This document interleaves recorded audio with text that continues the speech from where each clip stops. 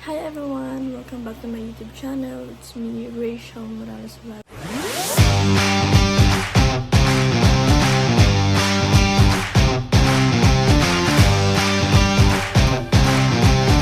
So for this video, ikwento ko sa inyo yung kaganapan kagabi.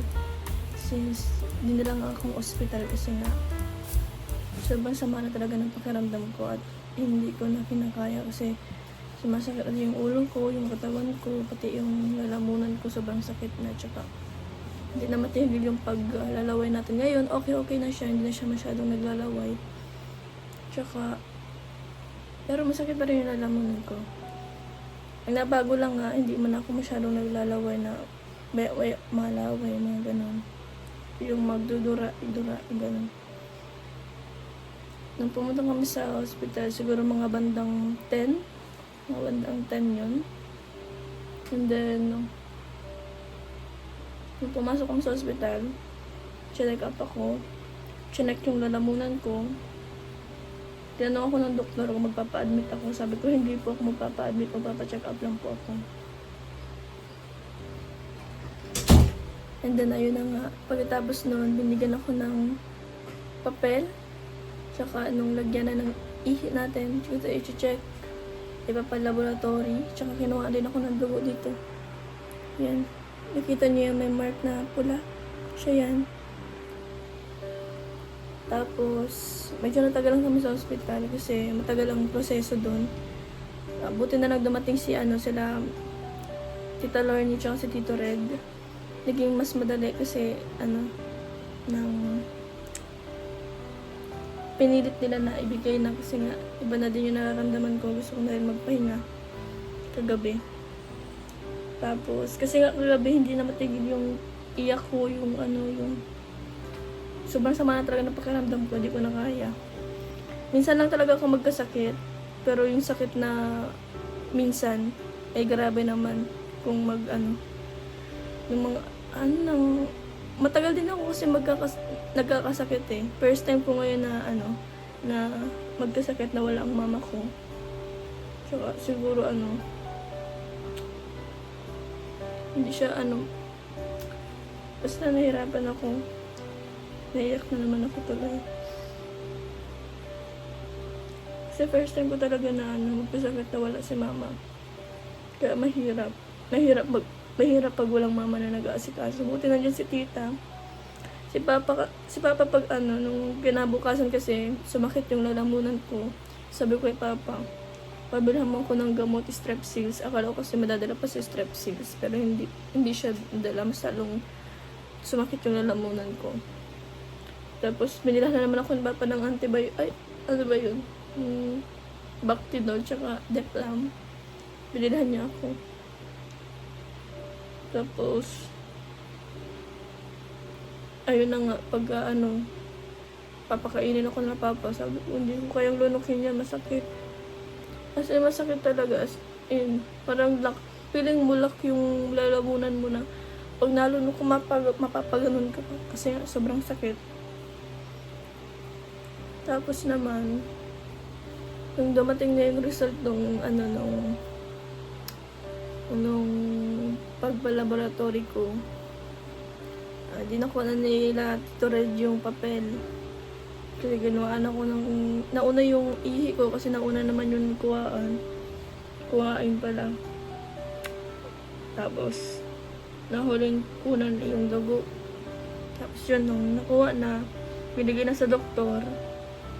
And then, mabilis lang siyang na-process ng doktor, nabasa ng doktor.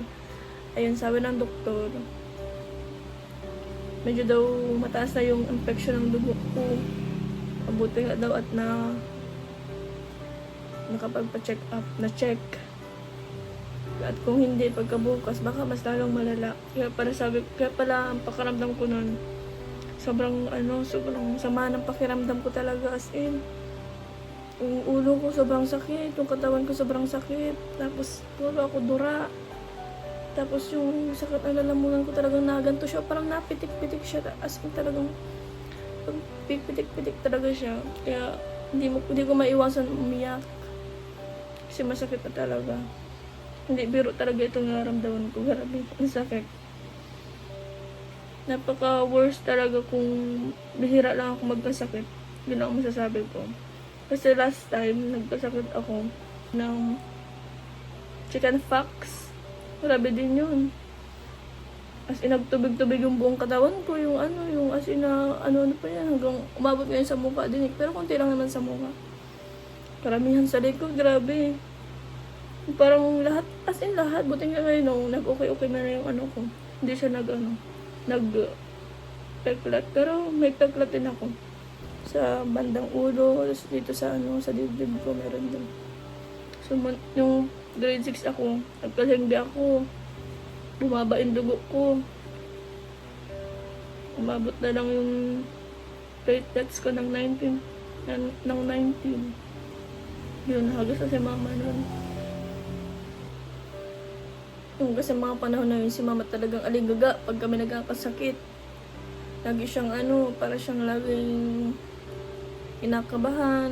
Sabi ay, baka daw mauna pa kami kaysa sa kanya, mga ganun-ganun bagay. Nahagas niyang palagi si mama, kaya kapag nagkakasakit kami, grabe man talaga kung mag-asikaso yan. Si papa nga naiyak pa eh. Kasi ayaw niya nakikita kami na na ganito. Ayan. Kaya naman nung nawala si mama ngayon, nagpalit si Tita Mabel. Grabe din yung niya, yung concern niya sa ating kagabi. Na halos ikwento niya sa akin na na yung nararamdaman kong to pwedeng ma-infection pati yung utak. Hanggang sa umabot na matigok na nakakatigok daw kasi to. So sabi, natakot man ako, di lang ako sa nagpapunta na ako sa ospital. Ayoko naman di mangyari yun kasi mga kapatid ko nga iniisip ko. Siyempre kung mawala ako, paano yung mga kapatid ko? Hindi po ito OA, no? Kasi hindi po talaga madali. Kung kayo nasa kalagayan ko, hindi kayo mapapasabi na OA kasi sobrang sakit na talaga. Yun, pinilit ko lang mag-vlog kasi gusto kong malaman nyo yung karamdaman ko, yung update ko. Para din may ako dito sa YouTube. Kasi ito lang naman yung ito lang din naman yung nakakatulong sa amin. Pilitin ko kahit may sakit ako. Hindi pwedeng pahinahina. Ganyan. Yung mga nakadalawang tanong yung doktor, magpapa-admit ka. Kasi siguro hindi naman siya magtatanong ng ganun kung hindi malala. Yung sabi ko, hindi po ako magpapa-admit. Tapos, ayun, sabi niya, okay lang naman na ma-monitor ka sa labas. Okay lang naman daw. Pero ngayon, okay man na siya. Parang hindi na sumasakit yung ulo ko.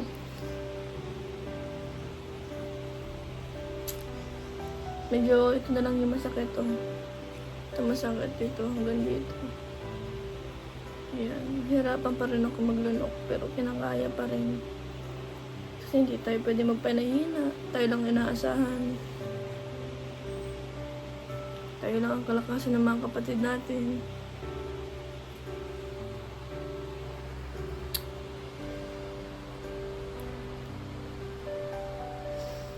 Ayun. Medyo kinabahan ako dun sa sabi ng doktor na medyo daw mataas na yung yung infection sa dugo ko.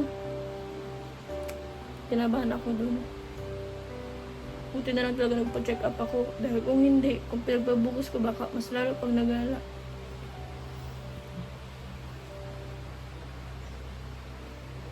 Hindi nang umaga, nahirapan ako magsalita. Ngayon, okay naman nakakapagsalita man na ako ng straight, pero hindi pa rin masyadong okay. Kasi medyo parang may nagbabara pa sa Ngayon na pinipilit ko lang.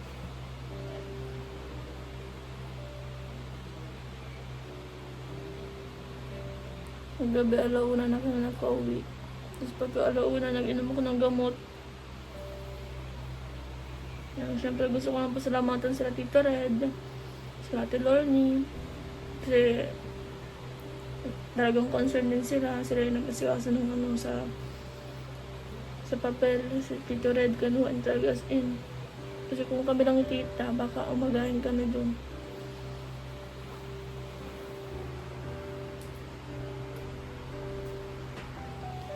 One hour pa bago makuha yung papel. Kaya yun. Siyempre, nagpapasalamat din ako kasi sinamahan din kami nila. Sila yung naging sasakyan natin pagpa-uwi. Siyempre, pinasasalamatan ko na si tita kasi lagi siyang nandyan sa amin. Since nung nawala si mama, pati si tito, nagpunta din si tito. Yan, si Tito Loy, si Tita Mabel, ayan, maraming salamat sa inyo, tita. Siguro kung wala kayo, ay baka wala na. Infection na lalo ang dugo ko. Buti na lang ngayon, may iniinom na ako antibiotic. Medyo nagrahay-rahay mo ng mati ko. Medyo mo na siya ng may pain reliever man na.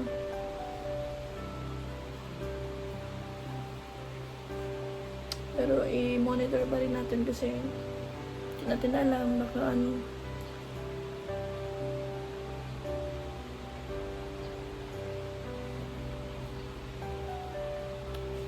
dami-dami ko nang gamot ko.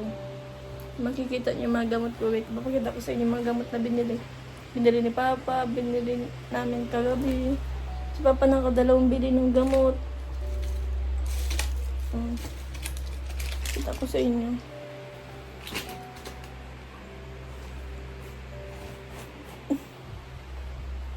Halos lahat binili. Halos lahat ng mga maaaring gawin. Ginawa na. Nagmumog na ako lahat-lahat. Na ako lahat-lahat. Wala pa rin talaga.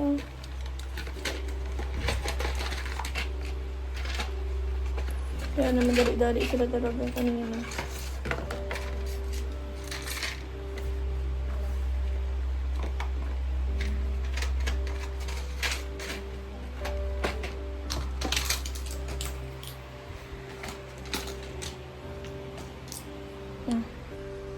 Ayan mga gamot ko.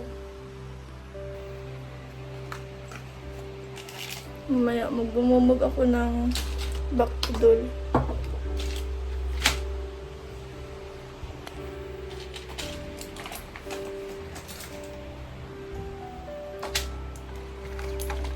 Kaya kayo, huwag kayo magmamalamig, huwag kayo magmamatamis. Dahil hindi okay ito. Hindi okay ito sa pakiramdam. Grabe. Parang gugustuhin nyo lang mamatay. Kasi nga, hindi nyo na kaya. Hirap makakain, hirap makapagsalita.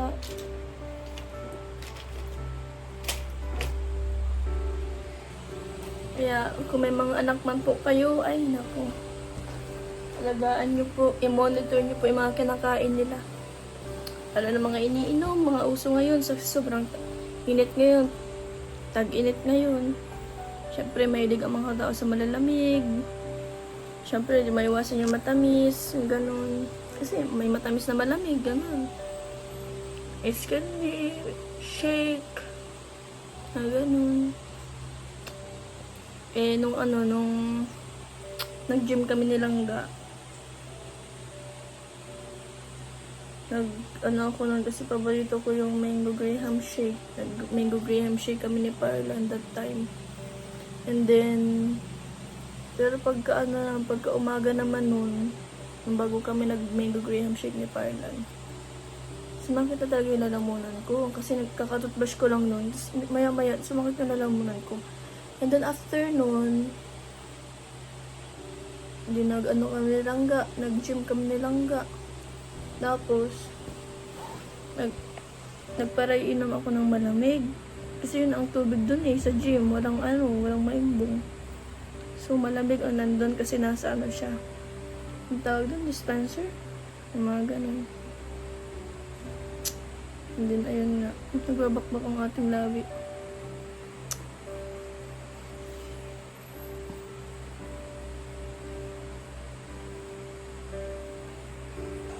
Ayun, nakahigala naman ako.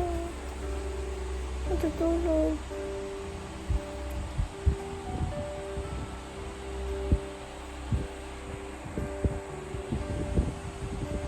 Ano pa naman natin ginagawa para matulog?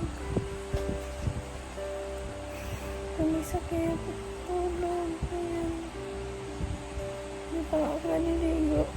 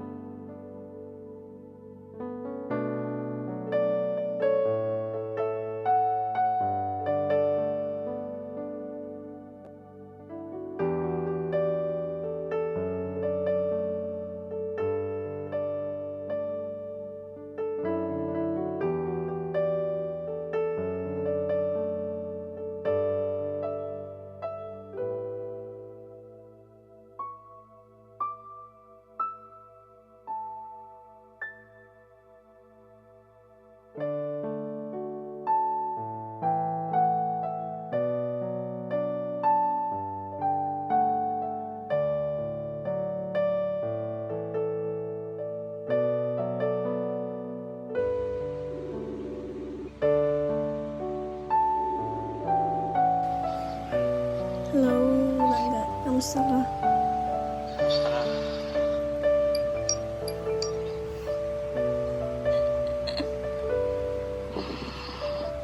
Pangit ko.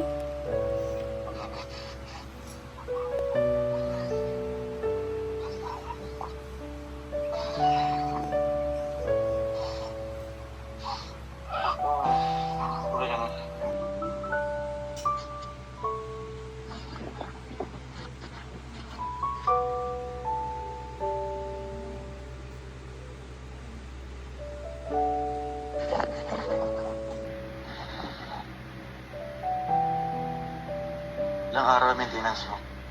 Hmm? Ilang araw? 7 months. 1 week na.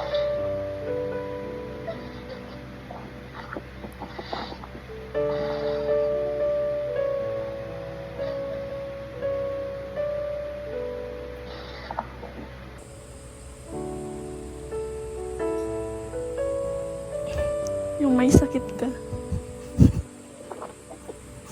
Ginagawa mo. Ginagawa mo.